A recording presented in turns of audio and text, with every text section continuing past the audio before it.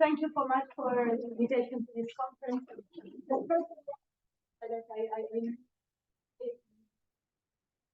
I have a super heavy thinking schedule this term, so I'm really sorry. Yesterday was a lot of and I hope so what I want to talk about today is first of all John Moore, before I forget, with Alex Prince, was a postdoc in Rome a couple of years ago, and so this is certainly the first step of a bigger program, and I'm gonna try to give you an idea of what the program is. So what we have will be probably the biggest part of the talk. I'm going to be about the GKM-Theory, which is the one that is a nice combinatorial way of computing equivariant homology of nice spaces. I'm going to explain a little bit of this and try to convince you that it has been very useful.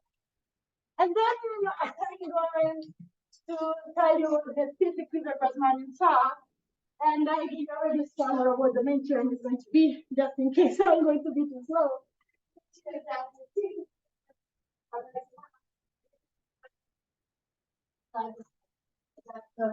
And this was pretty surprising. See, it's such a nice theory that it's going to work so well for such a big company. Let's start. So the setting is the following. So we start with A. So I'll take it to be a complex projective algebraic variety, but even this is still simple. And so we're not assuming symmetry, we're not assuming normality, we're not assuming anything. And then I'll take an algebraic torus, epsilon x. And now, so the main idea of the theory upstairs is that if x is nice enough and the t action is nice enough, so if everything is nice, so if x and t action on x are nice, then what we have is that we can study local properties of the t action, local behavior of the t action, such as fixed point or one-dimensional orbit. Global information.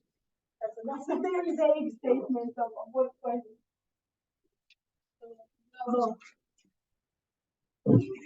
About geometry or geometry. I don't have information.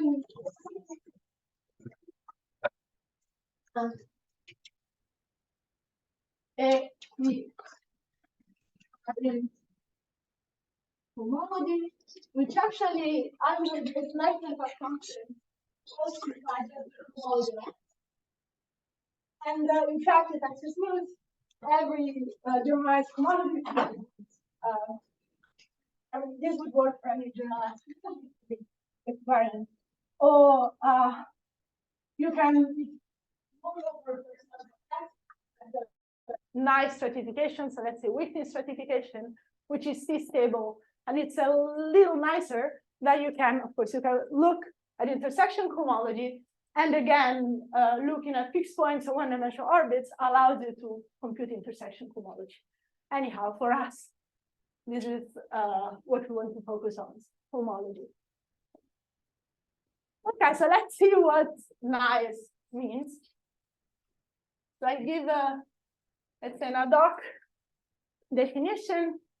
So we take our x, and we have t, and so I see that x t is a GKM pair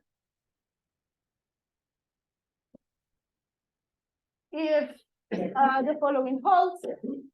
So, well, in some sense, to make everything work nicely, so x is a projective variety, and I want that I have a T equivalent embedding of T in a projective space of X in a projective space.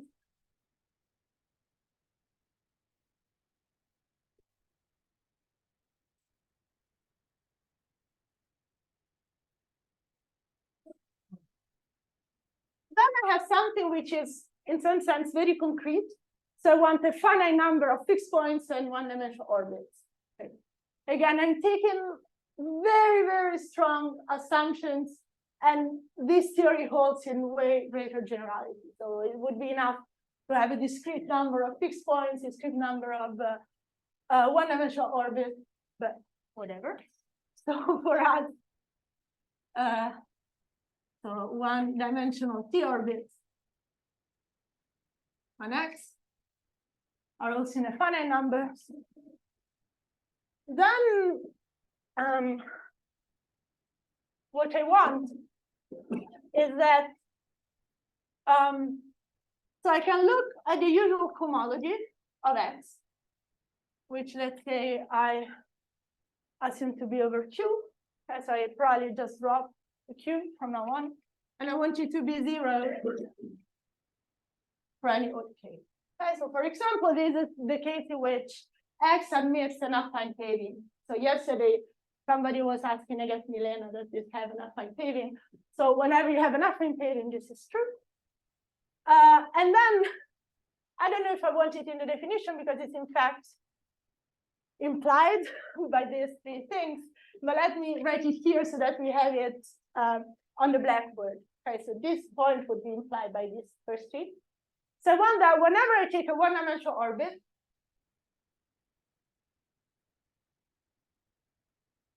and I close it up, then this is a P1. And so in fact, what I have it is just that I have my C star. Okay, so T was just a bunch of copies of C stars. And I close it up by adding two distinct fixed points.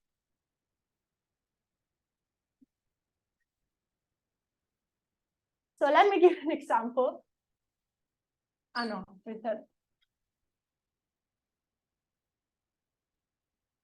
Or maybe I give it there so that you do have the definitions here. Do you mean the closure inside X? Sorry? Do you mean the closure inside X? Yes, inside X. Why do the points have to be distinct then? Couldn't it be a loop? But I do want them to be distinct.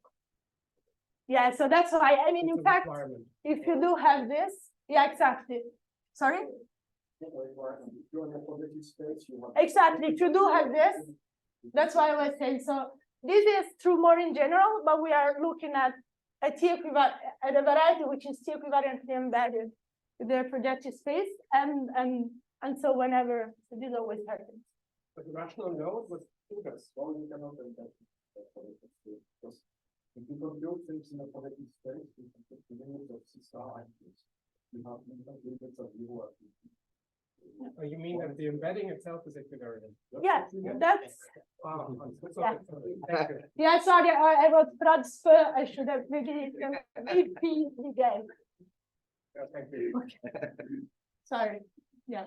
So that's why I'm saying, so either you assume these three or these three, whatever. I mean, sorry, I should have just said. Thank you. No worries. But anyhow, so that's why I put everything there. It's a bit redundant. But so I really care about this line because this is gonna sort of draw us for us a graph.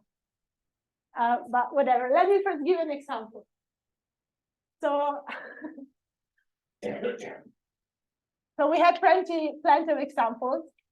Let me give one just because we saw it already. So let me fix a D and an N, and then we can look at the Grassmannian of the dimensional subspecies of Cn. Okay. So let me just say that I'll denote this way because it's closer to the notation I'm going to need for quivers. Okay. So why is it true? Well, what's the T action? So here, I mean, I'm taking subspaces of Cn, so you can just so I fix a basis, I rescale every coordinate, and that's the usual action of C star to the n. So well, we saw in Milena's talk that we have a two, and then what are fixed points? So I'm rescaling coordinates. So the fixed points are coordinate subspaces. So if I fix a basis in Cn, okay, then and Tx by rescaling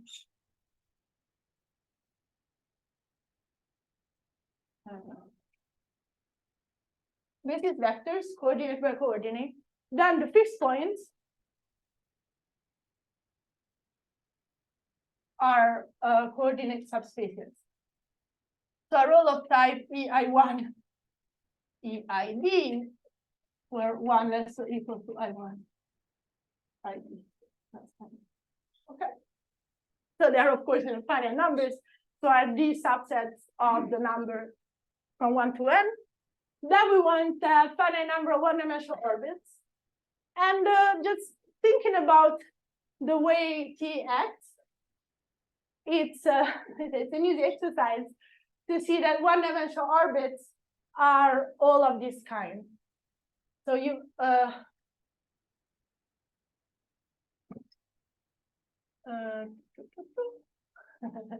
let me write it this way. So I want to act with T on a space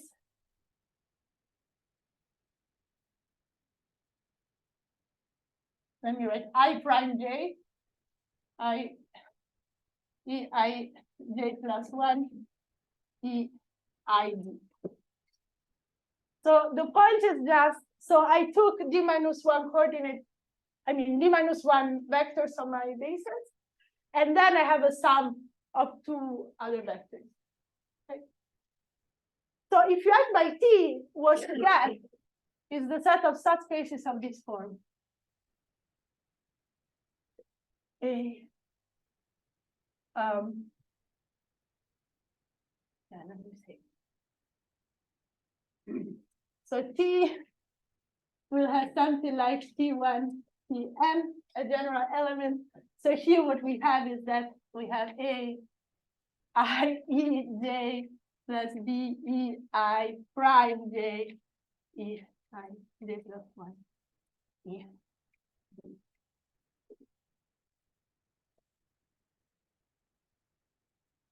So what happens is that here I have a collection of non-zero complex numbers. Each of them is rescaling the corresponding coordinate. So when I look at the space generated by this thing under the torus action, nothing happens on all these vectors, but this gets rescaled. Okay, but in two, if you want, in two different ways, and so I get something like this. And this is really a one-dimensional orbit, even if I have two parameters, because I mean, again, I think about subspaces, right? So I can write, for example, an isomorphism, X star, which takes this space to A over B. Okay. So, well, watch out, it's not a unique isomorphism. I have another possible one. And it looks like a silly observation, but in fact, it's always the case. So I can take this space to B over A. Okay. So, but anyhow, this is one-dimensional. And in fact, all one-dimensional orbits are this kind. Okay. So the baby example is, if you want to think about GRU 1, 2 is just the projective space, okay, P1. Okay. And so what you have is that you have two fixed points. So if you want, you can think about 0 and infinity. Okay, so you have 1, 0, and 0, 1, or the space spanned by the first coordinate vector and the space spanned by the second one. And this is the one-dimensional orbit in between. So this corresponds without the poles. This is nothing but pairs of numbers A, B, such that A and B are non-zero. Okay, that's the baby case of what we saw here. Okay, so there's plenty of other examples. So, for example, flag varieties, which again, so here, if you want, you can see some combinatorics arising, right? So we said that fixed points are parameterized by the subsets of numbers from 1 to n, okay? And if you look at one-dimensional orbits, so and you look at the closure now, what happens? In the closure, you will take, if you want, once A to 0, once B to 0. So it's like taking your parameter to 0 or infinity, okay? And so in the closure of these orbits, we are going to have this space and this space. Are projective toric varieties also examples? Excuse me? Projective toric varieties are those also? Projective toric varieties depends. Oh, So it depends in the sense that, so here you want a finite number of, yeah, it depends on the projective toric variety. I think. So Michelle, is that always? Yeah, exactly. Yeah. Ah, okay. No. But full form is okay. Yeah. Okay. So it, Okay. yeah, it will depend Okay. on the, yeah. So again, so if you take two sets, so 2D subsets of numbers from 1 to n, then they are in the closure, so they parameterize fixed points in the closure of the same orbit, if and only if they're almost the same. So they're the same everywhere, but for exchanging two numbers. Okay, so you see some combinatorics arising. So in fact, you can play the same game with flag varieties. Okay, so in that case, and again, it depends really on the taste. So the combinatorial object is the symmetric group, okay? So you do have that fixed points are parameterized by permutations, and two permutations correspond to fixed points in the same one-dimensional orbit, if and only if they differ by a transposition. So you can imagine that's a rich, I mean, it's rich from a combinatorial viewpoint, if you look at the correct variety. So,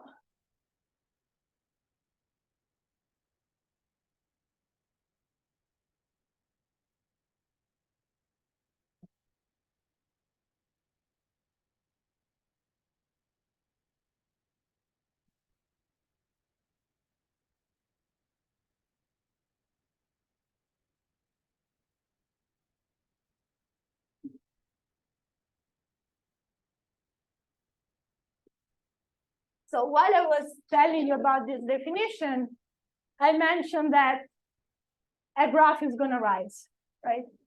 And here, the idea is this. So you had it here for long enough. So yes. So let me, oh, I should have started with those, right? Okay. So let me see how you get a graph from all of this. So assume we're given a GKM pair. So then you get a graph out of it. Holds vertices.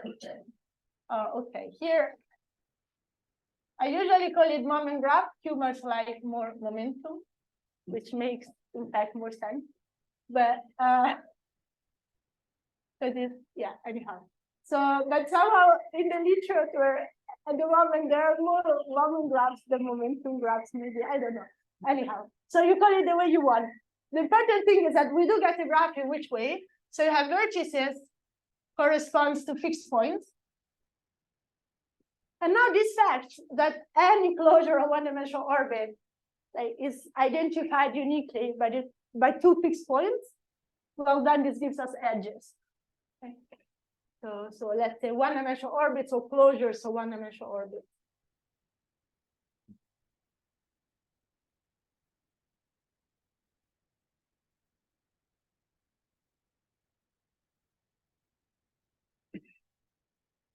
but we are not happy yet. We want something else. We want to color the edges of this graph. So we want to label them. So label edges by elements of the character lattice of the torus.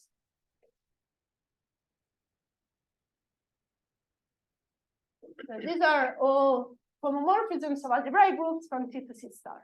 Okay, so really means, so C star, T, we said, is a bunch of copies of C star. Okay, so we're going to have something like T1, whatever, let's say Tn. Okay, and all elements in here are of this form. So you take an n tuple, and this goes to T1 to the I1, or I, maybe it's not good, L1, Tn to the Ln. Okay, where Li's are in Z. Are in Z.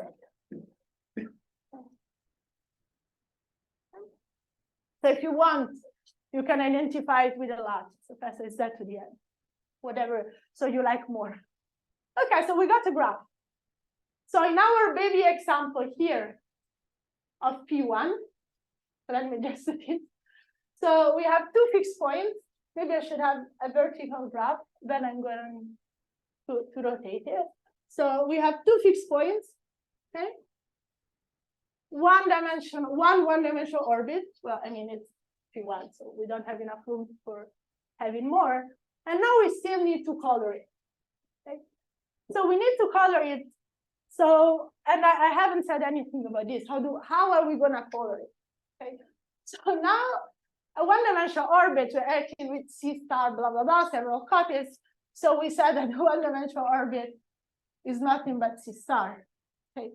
And now I have my torus acting on an element of C star.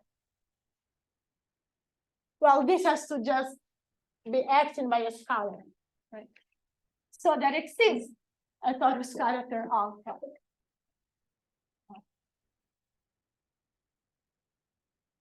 Giving me this rule. Okay, so describing to me how T acts. But here I was cheating a little bit because I said I'm taking R in C star. Okay. So in some sense, this alpha depends on the isomorphism. Okay.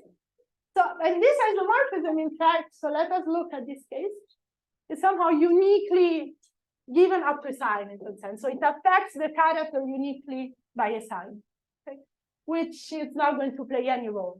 We'll see it later. So we assume that we fix an isomorphism and we fix the corresponding character. Okay? Now we denote a alpha O. Okay. So here we do the same as we were doing downstairs.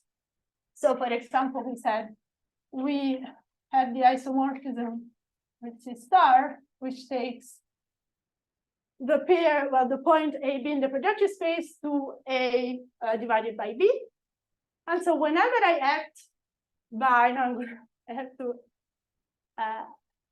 clean up a little bit, sorry.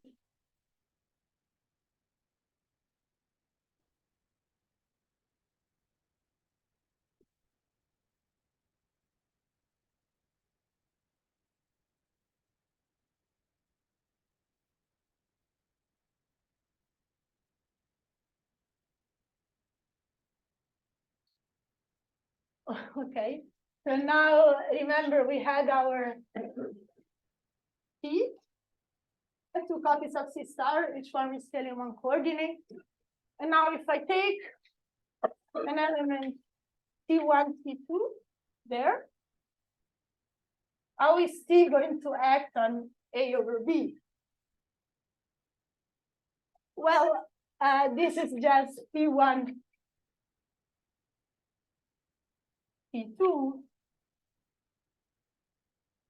A over B.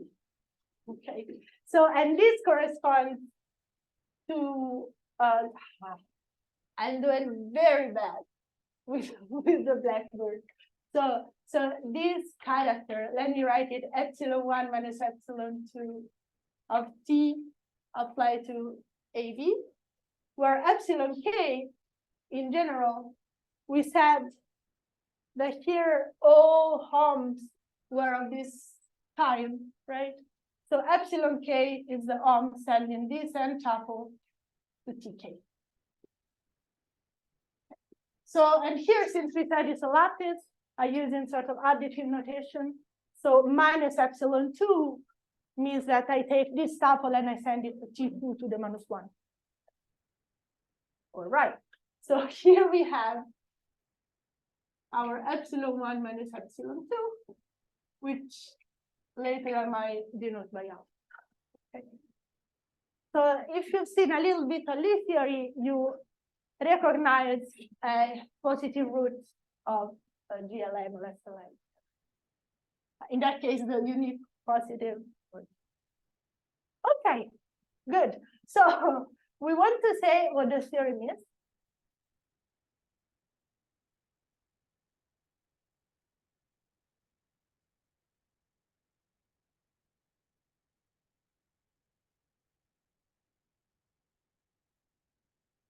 And again, maybe, yeah, let me mention for the flag variety case, so complete flags within CN, we said fixed points for permutations and one-dimensional orbits were parameterized by pairs of permutation differing by a transposition. And now you do have a corresponding positive root in GLN, which is epsilon I minus epsilon j if the transposition is exchanging I and j. Whatever. If I'm not familiar with that, forget about it. Okay, so now we want to state what let's say the main theorem is for us, the main theorem by GKM. So in order to do that, I still need a little bit of notation. So somehow we want to deal with this thing, right? So I don't know how many of you have seen already equivalent cohomology. So, I mean, here we can go in two ways. Either we are going to take the theorem as a definition for our good class of varieties, because the nice thing is that it's going to give you a way of computing it in as a sub-algebra of a direct sum of bunch of polynomial rings. So it's very, very explicit. Otherwise, we can say, okay, what we would like to do, we have some space, particular case that's a projective complex algebraic variety. But anyway, we have some space. We have some group acting on it. We would like to have some theory which considers that we have the T action on it. So, I mean, we would like to say, okay, just take the quotient and compute cohomology. But if we were, let's say, working with topological spaces, then, I mean, maybe we wouldn't be that happy. So, for example, you start with something that has no singularity, you quotient it, and becomes very bad. So it's, everything goes well, though, if the group acting on your space acts freely. Because then you can look really at the quotient space and you're happy. So in some sense, we have this group acting on X. And the idea of Borel was like, okay, let's modify X in such a way that T is acting freely. Okay. So of course, if you take the product of some set with a group action and a set of which the group is acting freely, then it is acting freely on the product. And so somehow this is the idea. So if you want explicitly, this is cohomology X, e.g. this is the universal bundle, T, and then you question like anyhow. The important thing is that this thing has, functorial properties. Okay. So in particular, what we're going to have is that if we look at fixed points, well, okay, these are clearly embedded within X, right? Let's call it iota. Well, we can take pullback. Okay, so this is, so we have a pullback map.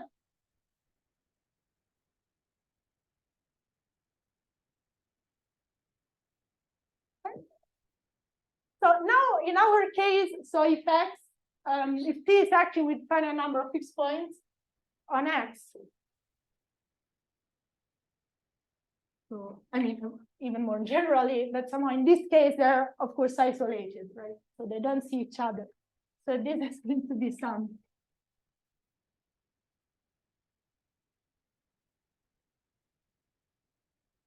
So, and what turns out, now I'm not going into a whole treatment of this, is that if you look at the T-equivalent homology of a point, it's a polynomial ring in as many variables as the torus rank.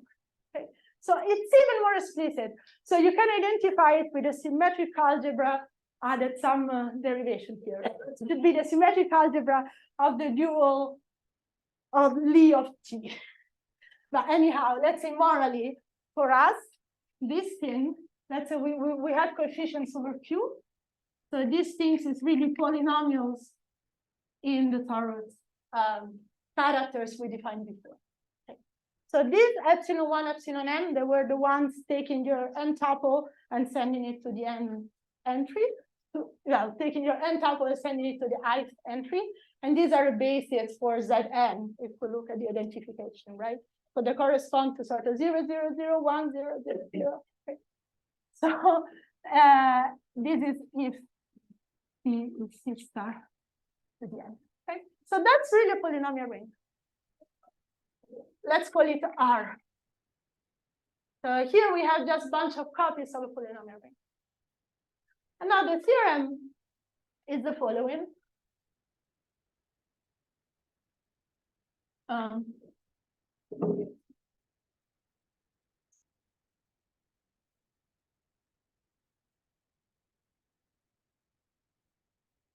But in fact was way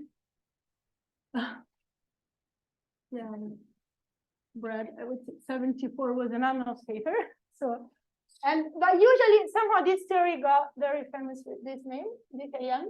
So I actually found this morning a paper from last June, so June 23, by Matthias Franz from University of Ontario, who finally talked about Chang-Skjelbred's lemma. But it's somehow the first time, more or less. Anyhow, so the statement is the following. So we take XT GKM pair or CS pair. And so what we have is the following. So this map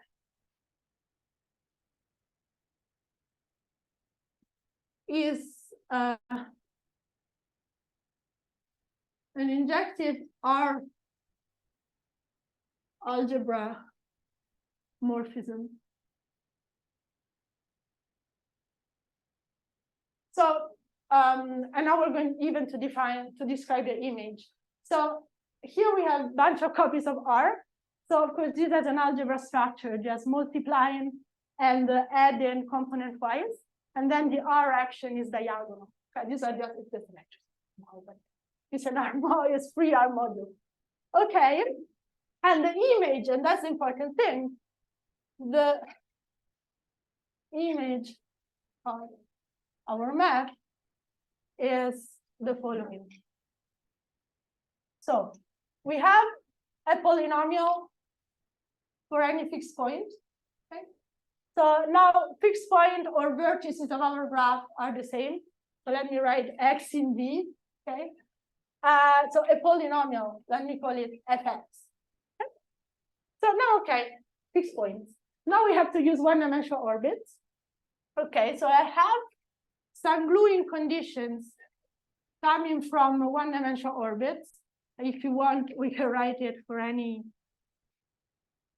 one-dimensional orbit in, for any one-dimensional orbit, okay?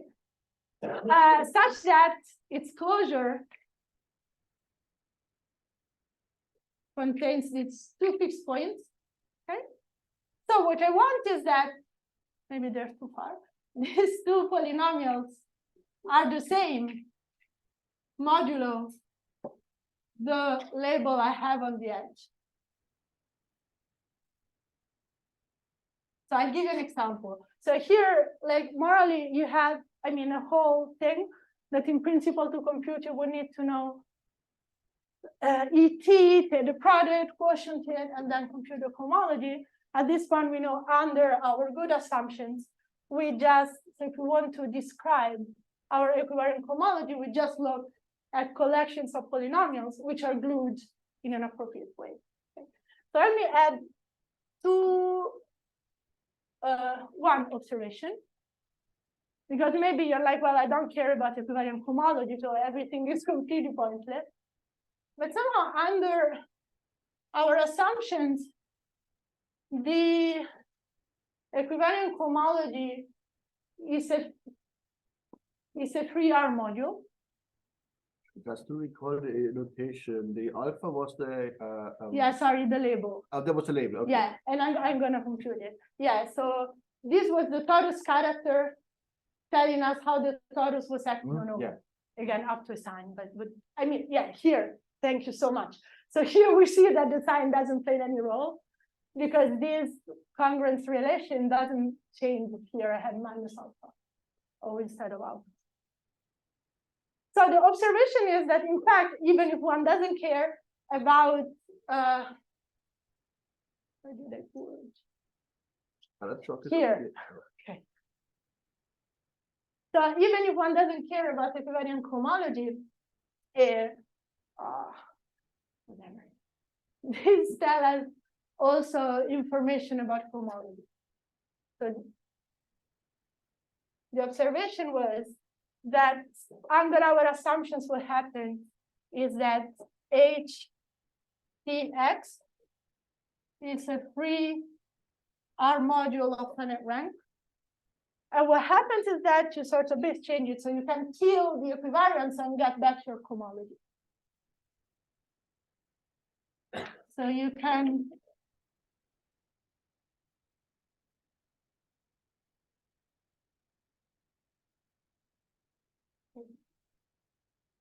So let me give you an example in the case of P1. Okay.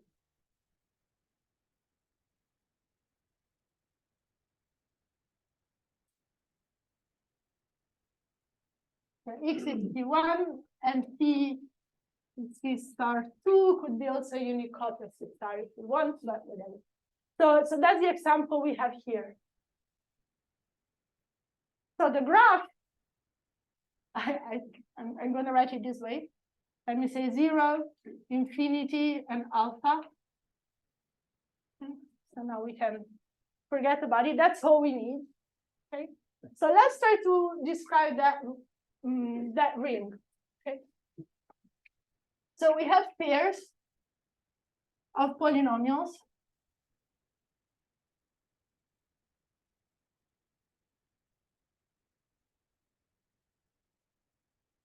Into variables, such that F0 is congruent to F infinity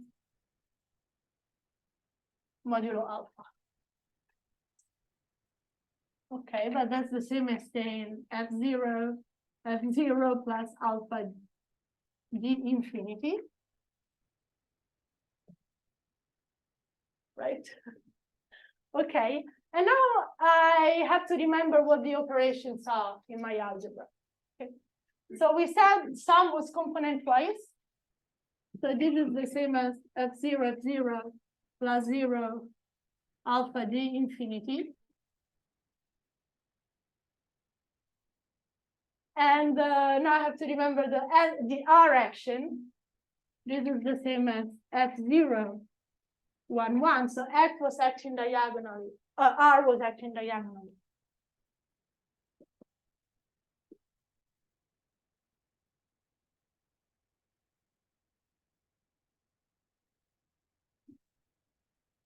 All right, but then we have it, in fact, that is the free module. Very good. It's generated by these two elements. Okay, and now here I forgot to say something that was very important. So when I said that here we have this isomorphism, that in fact should be an isomorphism of graded rings. Okay, and I should have said that my variables are in degree 2. So all the variables. So this is just evenly graded. Okay, so let's go back here. So here, what do we have? Here we do have a generator of degree 0. And here we have a generator of degree 2. And so that means that if we kill the equivariant, in fact, we find that P1 has cohomology with one generator in degree 1 and one in degree 2. So it's compatible with what we know. But somehow a game that you can always fail. Okay, I think I was super low. Just to make sure, Yeah. alpha here is xi minus xj, right? Sorry? This alpha here is x. Yes, minus sorry. x. Yeah. And generally, you take like the coefficients to be the exponent that appeared in the lattice. Sorry, say it again. And in general, it would be the exponents, like the coefficients would be the exponent that appear in the lattice. Yeah. Exactly. Yeah, so somehow, yeah, exactly. I mean, the coefficients of them are the exponent. Yeah, so this is the isomorphism if you want from a character lattice of the torus and Zn. Yeah. What's the significance of taking the torus to be C star squared and not just C star? That I'm lazy. No, I mean, you can, of course, take C star. In the sense, in that case, before I was just saying it rescales of coordinates. Otherwise, I would have had to say that P1 is acting by Z inverse. But no, it doesn't make any difference. So you pick whatever T you like. So that's not the claim that T is a small of 1 at all. The important thing is that it satisfies your assumptions. Yeah. Any other question? Okay. So, okay, now we have this, that it's something, I don't know, I always find very nice. But then one should also do something with this, right? So somehow, so the strength of this result is that, I mean, you have some topological information that you manage to reduce to an algebraic computation, right? And somehow, but you manage to really do it only if you know something about the underlying graph. So in general, I mean, of course, you can't hope that you pick whatever variety you like, even if nice enough in the sense that it satisfies all the assumptions we have, and you have a nice control on the graph. But the big class of variety I've mentioned, that means flag varieties, meaning every G mod P, so not only complete flags in Cn, but some homogeneous space for an algebraic group, modulo, for example, parabolic subgroup. They have a super nice moment graph. Okay, so the T is going to be a maximal torus of the algebraic group you care about, and the moment graph is controlled by the combinatorics of the value. Okay, so that was, for example, the case of complete flags in Cn.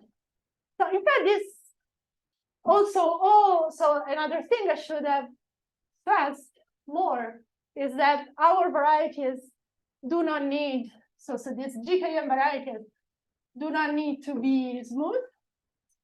And again, so it's nice to be able to compute their cohomology. And the big class of them are all sugar varieties within flag varieties, so it's quite a lot. So exactly because of this, somehow GKM-Theory has been extremely popular in, let's say, all communities which are somehow a little bit related to Lie theory. Okay, so for example, sugar calculus, okay, equivariant sugar calculus, meaning that we said that isomorphism is not only a modular isomorphism, but it's a ring isomorphism. So if you look at the flag variety, you can control structural constants, for example. So you have this notion of equivariant sugar classes, and you can describe how they multiply after localization. Or, so for example, so several applications. Let me just say like this. In the case of X being, let me be a sugar variety.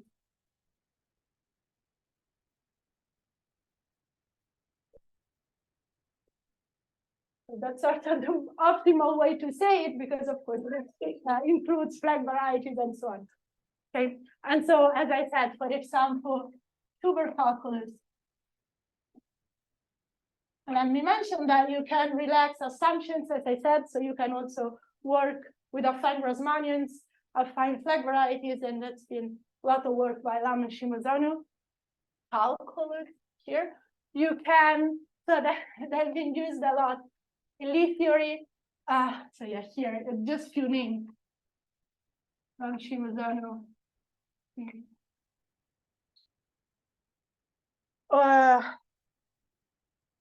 Let's say Lie theory, again, very vaguely. So for example, the work of Peter Fiebig.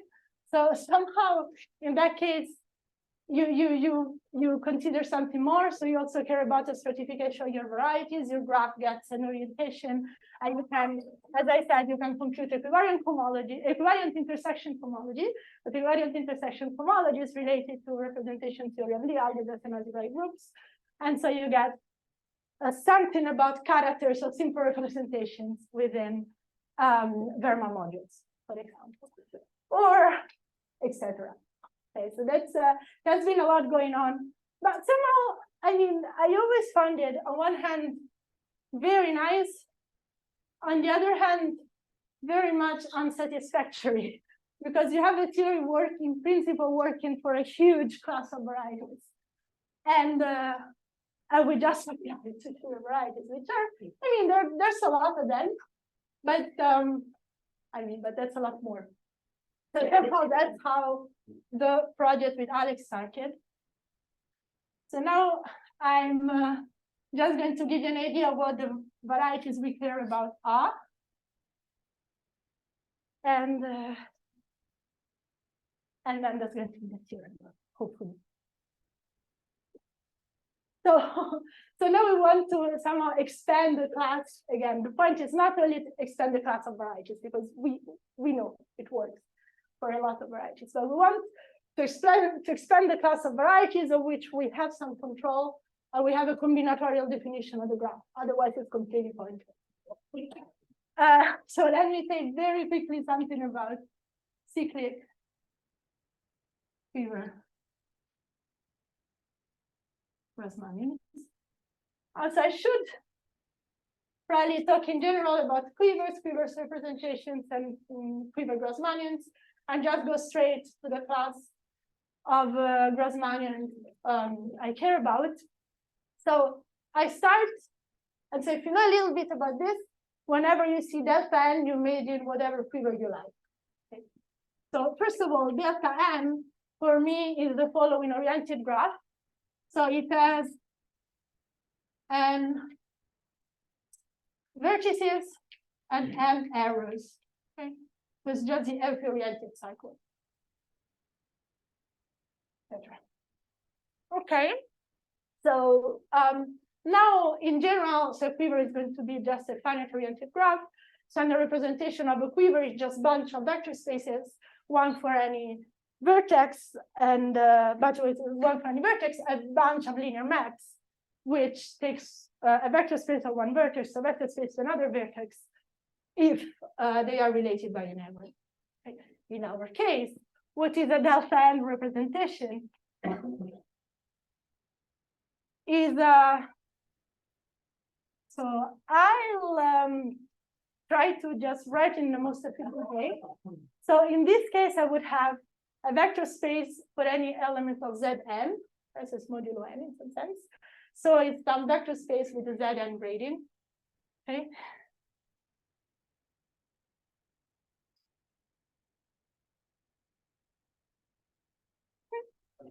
And now I want a map. So it's an endomorphism on my vector space, a Zn gradient endomorphism.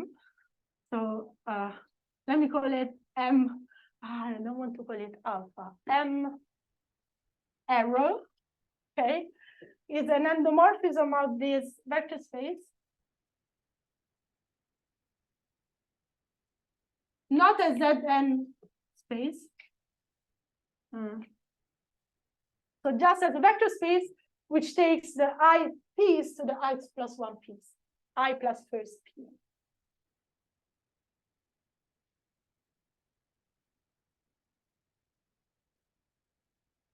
and integers are taken modulo n. Okay. And I'd say that the delta n representation is nilpotent if this thing is nilpotent. Okay, so if my endomorphism is nilpotent.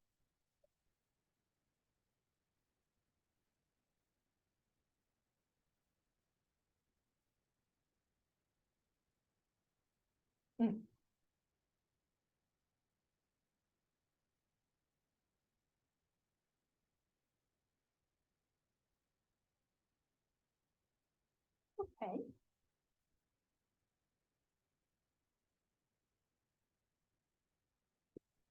So now we have this notion of representations for delta n. And again, you can imagine to have another quiver instead of delta n for next definition. We want now to define some complex projective variety. And this will be our X to which we want to apply the GKM theory. So this is going to be some modular spatial representation of delta n, satisfying certain conditions. Okay. So let me just write it explicitly. So what we do is the following. So we fix an m, which is a delta n rep. And then we fix a d, which is just a collection of non-negative numbers, one for any vertex on my quiver. And now we are going to define the following. So the corresponding quiver Grassmannian is this. So in fact, one way to phrase it is that it's the collection of sub-representations of M with prescribed dimension vectors, in the sense that all these species, I said it out loud and I didn't write it, that we're working with finite dimensional C vector species. Okay, so that will have some dimension. But let us write it explicitly. So these are collections of vector spaces parameterized by Zn, such that each mi is in gr di mi, okay? So piece by piece, and then we want them to be compatible with the maps. Okay? So such that when I apply my endomorphism to the subspace Ni, this is contained in the following one, and again, indices are taken model. Okay. So let me give you some examples. Or maybe let me make an observation first, and then two examples, and then we get to the theorem. So the observation is this. So each of these, for each element of this set, a priori, is an element of the Grassmannian. Okay. So this guy lies in the product of gr di I in Zn mi. Okay. And now here, here we have a containment, and that's a closed condition. Okay. So this set, in fact, inherits a structure of complex projective algebraic variety.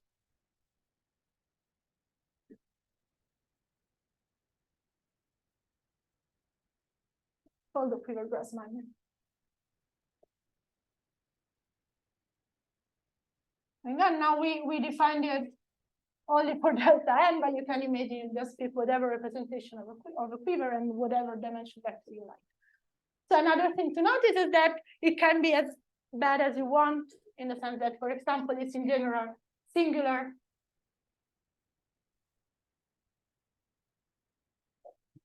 Can be non-normal.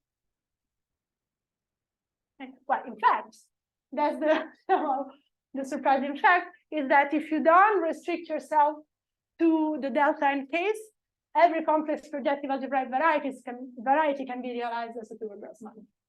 So that is good and bad at the same time, in the sense it tells us that we can't just say whatever quiver Grassmannian we want and hope to have a result about that. But so it's fair enough to restrict to some nice classes, like in this case. Yeah. So just to make it this a little more concrete, I have 5 minutes. I give, as I said, 1 or 2 examples, and then I say the theory. So baby example, let's take sort of a degenerate case in the sense that n equals 1. Okay, I have a loop. And then let's take, for example, here I read straight door representation. Okay, here I have Cn, and here I have 0. Very boring. And now what do I have to do? So I have to fix a collection of numbers. Well, let's say some of them can be 0, for it's a bit too boring.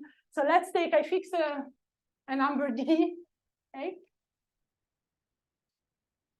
Well, whatever it is, also 0 if we want.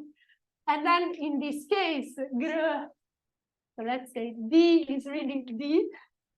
So d m is really the usual Grassmannian. Okay. Why? Well, because so first condition is telling me I want a subspace. Second condition is telling me I want a subspace which is sent to itself by the endomorphism. By the endomorphism is just a 0 endomorphism. So I recover Grassmannians. Then I can also recover all. Well, these are boring examples in some sense. So if I take delta n and I put Cn on any vertex, okay, and I put the identity morphism everywhere but on the last one, etc. And here I have Cn everywhere. So this 0 is like if I were cut in the figure. And then I take as a dimension vector the corresponding vertex, 1, 2, 3, 4, up to n. I get the complete flag variety there. So, yeah, exercise. But there's plenty of spaces arising this way. That's been a lot of work on some degenerations of the flag varieties you get in this way by Cerulli, Funk, Fagin, Fourier, Heineke. In some specific case, in joint of delta n, again, a very nice representation we showed in joint work with Alex Fritz and Evgeny Fagin, that in fact, you get varieties which are related to local models of Shimura varieties, or if you want union of affine Schubert varieties, and so on. So you get plenty of things, and in fact, you get also plenty of examples in which your varieties are, again, singular and non-normal. So I'm stressing the fact non-normal because Schubert varieties are singular, so it's not that surprising, but they're all normal. Okay, so that's really a big new class of variety one is able to apply the theory we want. So finally, theorem.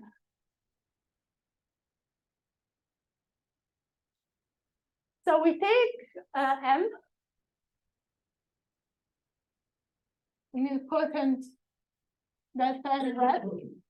Oh, and maybe, yeah, maybe here or whatever. So this thing in principle might also be empty. So let's assume that you take it when it's not empty otherwise. So let M be an important delta n representation. We pick D. Well, such that the Grassmannian is non-empty. Then there exists an algebraic torus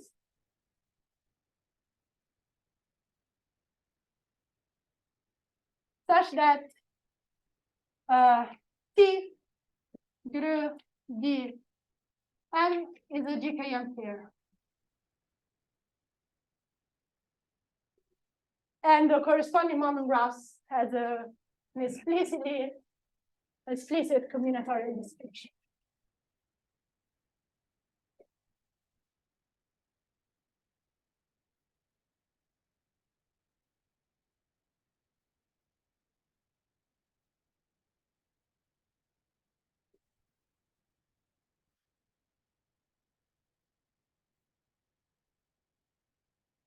Yes, I think this is all I wanted to say.